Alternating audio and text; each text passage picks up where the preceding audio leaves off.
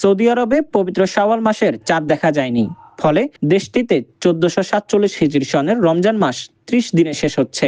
অর্থাৎ আগামী শুক্রবার পবিত্র ঈদ উল ফিতর উদযাপন করবেন সৌদিবাসী। বুধবার রাতে সৌদির চাঁদ দেখার খবর প্রকাশ করেছে খালিজ টাইমস। খবরে বলা হয়েছে, সৌদি আরব ঘোষণা করেছে যে শাওয়াল মাসের চাঁদ দেখা যায়নি। অর্থাৎ দেশটিতে শুক্রবার হবে পবিত্র ঈদ উল ফিতর।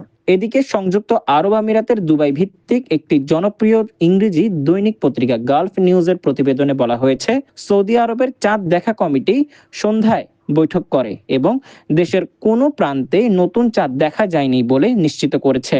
ফলে এই বছর সৌদি আরবের রমজান মাস 30 দিনে পূর্ণ হচ্ছে। চাঁদ দেখার মাধ্যমে নতুন মাস নির্ধারণের যে ইসলামী ঐতিহ্য রয়েছে, সেই নিয়ম অনুসরণ করেই এই সিদ্ধান্ত নেওয়া হয়েছে।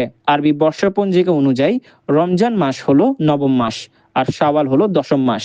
এই শাওয়াল মাসের প্রথম দিনই বিশ্বব্যাপী ঈদ উল ফিতর উদযাপিত হয়। 30 দিনে পূর্ণ হচ্ছে।